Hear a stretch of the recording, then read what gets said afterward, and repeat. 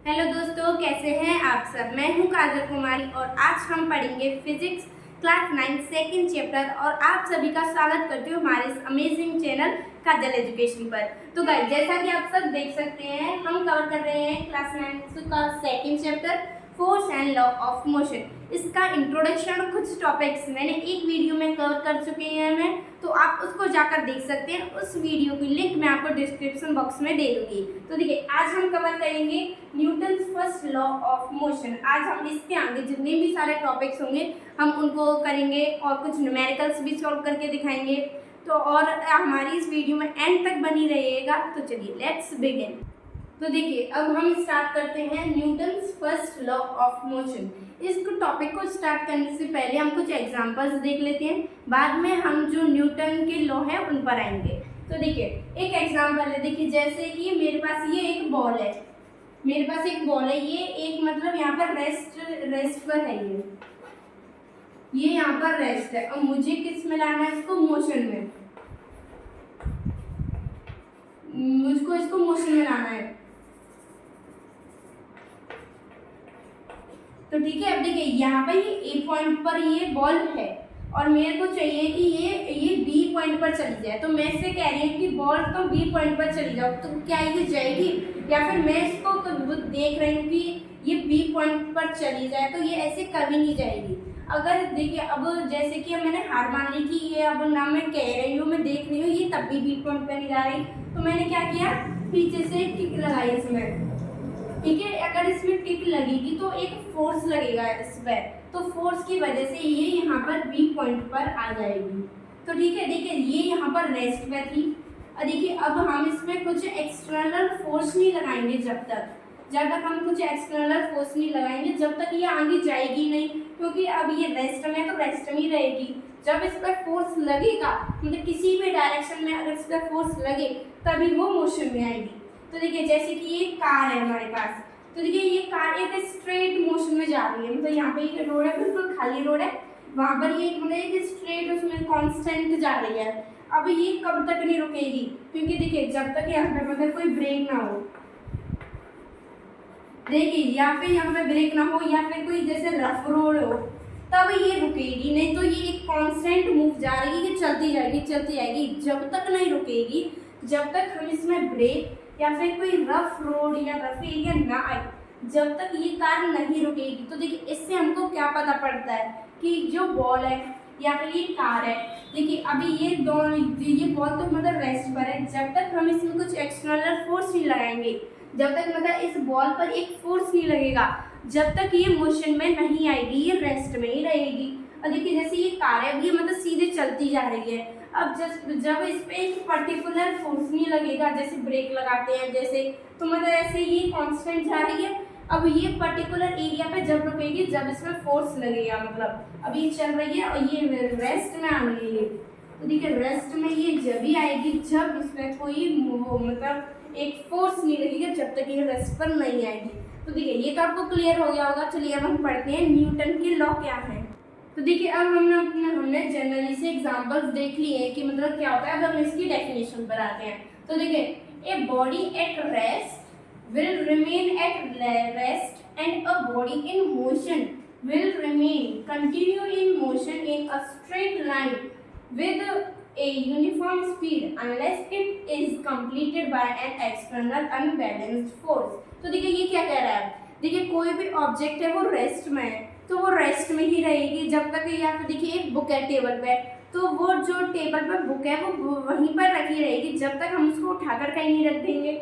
और देखिए, a body is said to be in motion, मतलब एक मोशन में कोई चीज वो चल रही है, जब तक हम उस पर कोई फोर्स नहीं लगाएंगे, मतलब उसको रोकने के लिए, जब तक वो मोशन में ही रहेगी। देखिए, इन स्ट्रेट लाइन में बोल रहा है, मतलब एक जैसे कि कार का एग्जांपल था, मतलब वो एक स्ट्रेट लाइन में जा रही है, जब तक हम उस पर कुछ एक्सटर्नल फोर्स नहीं लगाएंगे, जब तक वो नहीं रुकेगी, वो क्या रहेगी, मोशन में ही रहेगी।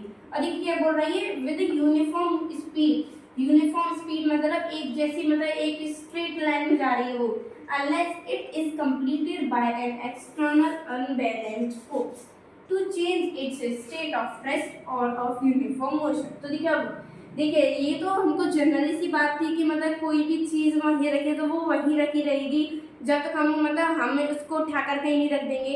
देखिए अब इसमें है क्या, देखिए कोई भी एक्सटर्नल अनबैलेंस्ड फोर्स, मतलब उसमें कोई अनबैलेंस एक्सटर्नल फोर्स नहीं लगेगा। देखिए अनबैलेंस्ड एक्सटर्नल फोर्स क्या होता है, देखिए कोई भी जैसे ऑब्जेक्ट रखी है, जब हम उसको एक डायरेक्शन में उसको फोर्स लगाएंगे तभी वो आगे जाएगी।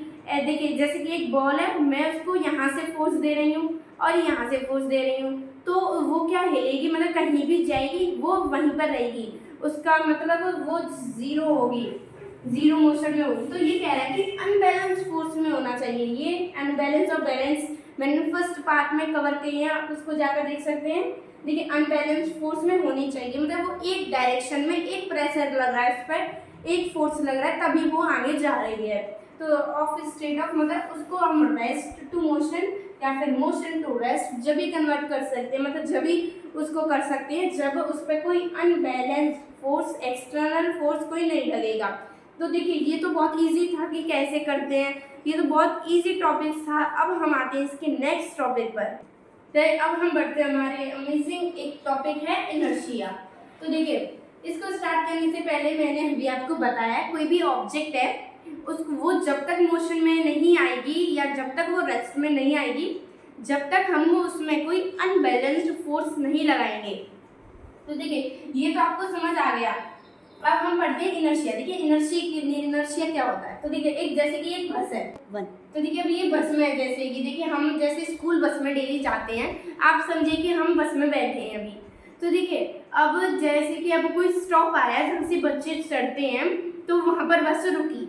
अब देखिए जैसे बस में जब मोशन में आती है तो हम भी मोशन में होते हैं, और जब वो बस रेस्ट में आती है जब हम रेस्ट में होते हैं। देखिए जैसे कि ये बस है कोई, ये बस का मतलब सरफेस है, ठीक है, ये एक सरफेस है बस का, हम यहाँ पर ऐसे खड़े हैं, देखिए हम यहाँ पर ऐसे खड़े हैं। तो देखिए इस बस के कांटेक्ट में हमारे क्या है, मतलब देखिए हमारी जो रेस्ट होती है उससे नीचे का जो हिस्सा है वो भी क्या होगा, रेस्ट में होगा, क्योंकि अभी बस क्या है, रेस्ट में है।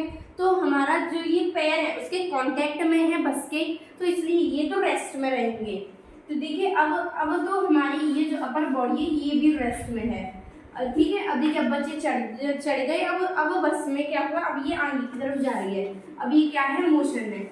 अब देखिए अब ये मोशन में है, तो देखिए इसके बस मोशन में अब है, इसके कांटेक्ट में क्या है, हमारे पैर हैं, तो अब ये भी किस में होंगे, अब ये भी आ जाएंगे मोशन में। अब रेस्ट की जगह ये किस में होंगे, मोशन में। बट हमारी जो अपर बॉडी है वो अभी भी रेस्ट में है, वो तो मोशन में आई नहीं। तो जैसे कि अब बस कोई रुकती है और वो मतलब अब स्टार्ट जो बस ड्राइवर है वो इंक्रीज कर देते हैं उसकी स्पीड को, तो हमको एक जर्क फीलिंग होती है, हम पीछे की तरफ झुक जाते हैं। तो देखिए जब हम ये पीछे की तरफ जाते हैं तो ये जो हमारी बॉडी होती है ये इसलिए जाती है क्योंकि जब बस मोशन में है, हमारे पैर भी मोशन में होते हैं उस टाइम, तो जो हमारी अपर बॉडी होती है ये रेस्ट में ही होती है, तो तब ये पीछे की तरफ थोड़ा जर्क फील होता है, हमको हम पीछे की तरफ हो जाते हैं क्योंकि ये हमारी रेस्ट में है। फिर हम जैसे पीछे की तरफ जाते हैं फिर हमको झटका लगता है, हम आगे आ जाते हैं। तो देखिए उसके बाद जो हमारी बॉडी होती है वो पैरों के कांटेक्ट में फिर मोशन में आती है। वो कहती है कि अब अगर मैं रेस्ट में रही तो हम पीछे गिर जाएंगे, तो इसलिए वो पैरों की हेल्प से वो फिर किस में आती है, फिर वो आती है मोशन में। तो देखिए मैंने अभी क्या समझाया कि जैसे कोई बस है वो चल रही है, वो मोशन में है या वो रेस्ट में है अभी, और वो जैसे चलना स्टार्ट करती है उसके कांटेक्ट में हमारे पैर होते हैं, और पैर जो वो जब मोशन में होगी बस तो हमारे पैर भी मोशन में होंगे, और बाद में जो हमारी ये अपर बॉडी है ये किसमें होगी, रेस्ट में। ये अब भी रेस्ट में और जब भी रेस्ट में थी, जब हमारे पैर मोशन में आएंगे तो हमारी इस बॉडी को भी बाद में ये रेस्ट में, इसलिए हमको एक धक्का सा लगता है पीछे की तरफ, हम दोबारा आगे आते हैं, फिर हमको नहीं लगता क्योंकि हमारी अब जी ये है ये मतलब अपनी एक मोशन में ले लेती है इसको। तो देखिए ये तो अब आपको समझ आ गया होगा। तो देखिए हम आगे कुछ और एग्जांपल्स देखते हैं, जैसे कि अपने बस में देखा होगा जैसे खड़े रहते हैं हम जब बस में, जब देखिए बस में हम ऐसे खड़े होते हैं, ठीक है। तो देखिए अब जब हमारी बस मोशन में, अब किसमें, ये मतलब हमारी जो बस है वो क्या है, मोशन में। और अब ये जो मोशन में है, अब देखिए अब ये जब रेस्ट में आएगी, मतलब एकदम से रेस्ट में आएगी, मतलब एकदम से मतलब ब्रेक आ गया, मतलब यहाँ पे ब्रेकर है। देखिए अब इसको स्टॉप होना, एकदम से रुकेगी, तो देखिए हमारे जो लेग थे ये भी क्या थे, मोशन में थे। अब ये जो हमारी अपर बॉडी थी, अभी इसको क्या पता कि अभी ये बस रुकने वाली है या फिर अभी ये चलेगी, तो ये भी हम मोशन में ही थे। अब एकदम से बस रुकती है तो हम आगे की तरफ जो ऐसे चले जाते हैं, क्योंकि हम हमारी जो बॉडी थी, अपर बॉडी थी, उसको क्या पता कि ये जो हमारे ये है ये मोशन में है। अब इसको क्या पता था कि अब ये कैसे में आना, रेस्ट में, अभी रेस्ट में आना है, तो इसलिए हमारी जो बॉडी है वो आगे की तरफ चली जाती है और फिर जो हमारी ये फिर हम रेस्ट में आते हैं। और देखिए और कुछ एग्जांपल्स हैं, देखिए जैसे ये ग्लास है हमारे पास, ठीक है, ये ग्लास के ऊपर एक कार्ड है, उसके ऊपर एक कॉइन रखा है। अब देखिए हमने क्या किया, ये जो कार्ड था इसको एकदम से ऐसे खींच लिया, तो हमारा जो कॉइन होगा उसमें वो नीचे की तरफ जाएगा, क्योंकि देखिए ये ग्लास भी हमारा रेस्ट में, कॉइन भी हमारा रेस्ट में, और ये हमारा जो कार्ड है ये भी रेस्ट में। फिर हमने क्या किया, इस कार्ड को खींच लिया एकदम से, तो हमारा जो कॉइन था वो तो रेस्ट में ही रहेगा, तो वो तो नीचे की तरफ आ जाएगा, क्योंकि वो तो ग्रेविटी होती है, मतलब कोई भी चीज़ ऊपर है उसको मतलब हम फेंके तो वो नीचे ही आती है, तो अब तो ये अपने आप ही अल्टीमेटली नीचे आ जाएगा, क्योंकि अब यहाँ पे ये जो कार्डबोर्ड है इससे इसको सपोर्ट मिल ही नहीं रही। पहले तो ये कार्डबोर्ड था तो इसके ऊपर ये था। देखिए नेक्स्ट जैसे कि एक पेड़ है, ठीक है, अब ये इसमें देखिए ये ट्रंक है इसका, ये भी रेस्ट में, जो लीव्स है वो भी रेस्ट में, जो फ्रूट्स हैं वो भी रेस्ट में। अब हमने क्या किया, हमने इसको जोर से हिला दिया, इस ट्रंक को जोर से हिला दिया, तो इसमें जो फ्रूट्स या फिर जो भी कुछ लीव्स हैं वो क्या है, वो जो हमारी कुछ लीव्स हैं वो कुछ वीक होंगी, तो वो नीचे गिर जाएंगी, क्योंकि जो हमारी ट्रंक थी वो तो मोशन में आ गई। अब ये लीव्स और इन फ्रूट्स को क्या पता कि अब हमको मोशन में आना है, तो इसलिए ये नीचे गिर जाएंगे, मतलब जो कमज़ोर होते हैं। अब देखिए जैसे कि एक कारपेट है, ये देखिए ये कारपेट है, और देखिए यहाँ पे हमने इसको रस्सी से इधर इधर बांध दिया है। अब देखिए अब इसमें क्या है, बहुत सारी इसमें डस्ट है, देखिए इसमें डस्ट के बहुत सारे पार्टिकल्स है। अब हमने डंडा लिया, उसको जोर जोर से झाड़ने लग गए, तो अब इसमें क्या हुआ, देखिए ये जो हमारी कारपेट है ये भी रेस्ट में, इसमें जो डस्ट के पार्टिकल्स है वो भी रेस्ट में। अब हमने क्या किया, इसको डंडे से अगर मारा तो जो हमारी ये कारपेट है ये किसमें आ गई, मोशन में आ गई, पर जो हमारे जो डस्ट के पार्टिकल्स हैं ये मोशन में नहीं आए, ये रेस्ट में ही रहे, क्योंकि इनको पता ही नहीं था कि अब उनको मोशन में आना है, तो इसलिए जो कारपेट है वो पीछे की तरफ जाएगी, तो जो डस्ट के पार्टिकल्स होते हैं वो नीचे गिर जाते हैं। तो देखिए अब जो नीचे गिर जाते हैं फिर वो उनको पता नहीं रहता कि हमको जो मोशन में आना है, वो रेस्ट में होते हैं, इसलिए ये सब हो जाते हैं। तो ये एग्जांपल्स तो आपको समझ आ गए होंगे। चलिए अब हम कुछ डेफिनेशंस भी पढ़ते हैं। तो देखिए अभी जैसा कि हमने पढ़ा कि क्या होता है, मतलब फर्स्ट लॉ ऑफ मोशन में हमने पढ़ा था न्यूटन का, तो उसमें क्या था, मतलब कोई भी जो एक ऑब्जेक्ट या कोई भी बॉडी होती है वो मतलब चाहती है कि वो रेस्ट में ही रहे, पर हम उसको क्या करते हैं, उसको मोशन में लाने के लिए हम एक फोर्स अप्लाई करते हैं। तो कोई भी ऑब्जेक्ट या बॉडी होती है वो कोशिश करती है हमेशा कि वो रेस्ट में ही रहे, उसका स्टेट ना चेंज हो। तो देखिए दी टेंडेंसी, उसी को हम कहते हैं मतलब टेंडेंसी, मतलब वो जो चाहती है वो ये चाहती है कि वो रेस्ट में ही रहे, वो मोशन में ना आए, उसका स्टेट ना चेंज हो, उसी को हम कहते हैं इनर्शिया। देखिए the tendency of a body due to which it resist a change in its state of rest of uniform motion. तो ये तो अब आपको समझ आ गया होगा कि इनर्शिया क्या होता है। तो देखिए अब हम आपको एक और एग्जांपल बताते हैं। तो देखिए जैसे कि एक कार है, ठीक है, अब देखिए अब जैसे कि आपने स्ट्रिक्ट रूल जो होते हैं ड्राइविंग करते समय, वो आपने एक देखा होगा कि हमको सीट बेल्ट लगाकर ड्राइव करना चाहिए, सीट बेल्ट लगाकर। तो ठीक है, देखिए ये कार है, ये उसमें जा रही है, मोशन में है ये। अब देखिए अब ये जो मोशन में, अब जैसे आगे एक ब्रेकर है,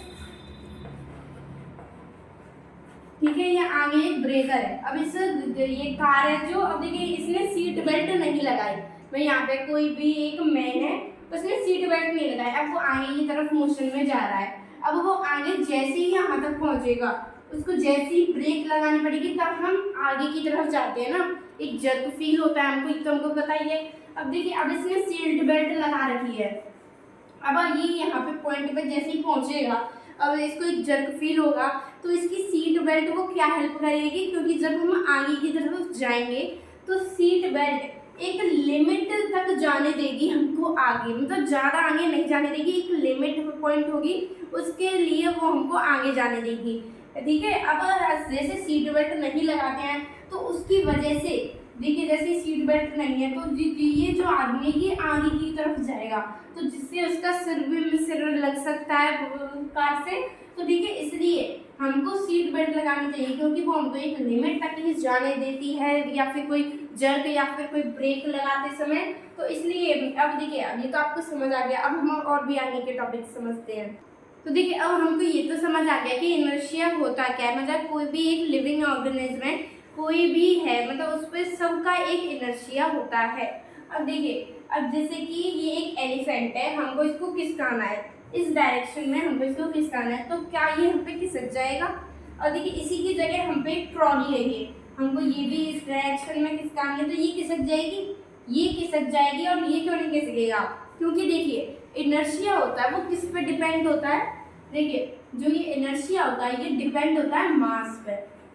देखिए, ये भी लिख रहा है, mass is the quantitative measure of the inertia of a body, मतलब हमको इनर्शिया, मतलब इनर्शिया सब में होता है, ह्यूमन में होता है या फिर कोई लिविंग ऑर्गेनिज्म है, सब में इनर्शिया होता है। अब देखिए, इनर्शिया डिपेंड करता है उसके मास पे। अब देखिए, इस एलिफेंट का जो मास है ये बहुत ज़्यादा है, ठीक है, और ये ट्रॉली का जो मास है वो बहुत ही ज़्यादा कम है। तो देखिए, इसलिए ये हम पे खिसक जाएगी, पर जो एलिफेंट है वो नहीं खिसकेगा, इसका मास बहुत ही ज़्यादा है, इसको हम पे इसलिए ये हम पे खिसक नहीं पाएगी। और देखिए, जो ट्रॉली है इसका मास बहुत कम है। और देखिए, एक जैसे कि हम पे फुटबॉल है, फुटबॉल को जैसे हम मारते हैं, तो देखिए इसका भी मास क्या है, बहुत कम है। और देखिए, एक चट्टान को जैसे हमको करना है तो हम अकेले नहीं कर पाएंगे, क्योंकि इसका मास क्या है, इसका मास बहुत ही ज़्यादा है। तो देखिए, अब ये तो आपको समझ आ गया होगा। अब हम बढ़ते हमारे नेक्स्ट टॉपिक मोमेंटम पर। तो देखिए, अब हमारा नेक्स्ट टॉपिक है मोमेंटम। तो देखिए, इससे हमने पहले पढ़ा कि देखिए, जैसे कि कोई एलिफेंट है और एक ट्रॉली है, तो देखिए अब इसको हमको मतलब खिसकाने में और एक इसको खिसकाने में हमको फोर्स लगेगा। एलिफेंट का मास ज़्यादा है और ट्रॉली का जो मास कम है, तो इसका जो एलिफेंट का मास जितना ही ज़्यादा होगा उतना ही ज़्यादा हमको किसकी रिक्वायर्ड होगी, उतनी ही ज़्यादा हमको फोर्स की रिक्वायर्ड होगी। तो ठीक है, अब इससे हमको क्या पता पड़ रहा है कि मतलब अगर फोर्स ज़्यादा, अगर मास ज़्यादा होगा तो फोर्स भी ज़्यादा होगा। इसका मास क्या है, कम है, तो इसमें क्या है, वो फोर्स है वो भी हमारा कम लगेगा। तो देखिए, अब इससे हमको एक इक्वेशन पता पड़ती है, जैसे कि force is directly proportion to mass. तो ठीक है, अब इससे देखिए जो फोर्स, अगर देखिए हमारा फोर्स अगर मास बढ़ेगा तो डायरेक्टली फोर्स ही बढ़ेगा, इसलिए जो फोर्स होता है वो डायरेक्टली प्रोपोर्शनल होता है मास के लिए। तो ठीक है, जैसे कि मैंने बोला, अगर फोर्स बढ़ेगा तो मास भी बढ़ेगा। देखिए, आपने वो जो मैंने आपको वो पढ़ाई है फर्स्ट चैप्टर में फिजिक्स के में, वेलोसिटी क्या होती है। तो ठीक है, क्या हम ये कह सकते हैं फोर्स बढ़ने पर वेलोसिटी बढ़ती है या फोर्स घटने पर वेलोसिटी घटती है। तो देखिए, इसका मैं आपको एक एग्जांपल समझाती हूँ। देखिए, जैसे कि ये भी कोई इंसान है, देखिए इसके हाथ में ये टेनिस बॉल है, ठीक है, और जब हम इसको हाथ से फेंकेंगे तो जो ये जाएगी उसकी वेलोसिटी क्या होगी। और कोई भी मतलब ये है, कोई मतलब मैन है, अगर हम उसको रैकेट से फेंके, जो रैकेट होता है खेलने का, और अगर हम उसको उससे फेंके तो उससे क्या होगा। देखिए, जब हम उसको हैंड से फेंकेंगे तो वो ज़्यादा डिस्टेंस कवर नहीं करेगी, वो दूर ही रह जाएगी, यहीं पर रह जाएगी, मतलब पास ही। और जब हम रैकेट से उसको फेंकेंगे तो वो दूर चली जाती है। ऐसा क्यों होता है, देखिए ऐसा इसलिए होता है क्योंकि जब हम जो वो है हमारे पास टेनिस बॉल है, जब उसको हाथ से फेंकेंगे तो जो हम हाथ से फेंकेंगे तो उसकी वेलोसिटी ज़्यादा नहीं होगी, ठीक है, क्योंकि हम अपने हाथ से ज़्यादा फोर्स नहीं लगा पाएंगे। और देखिए, जैसे कि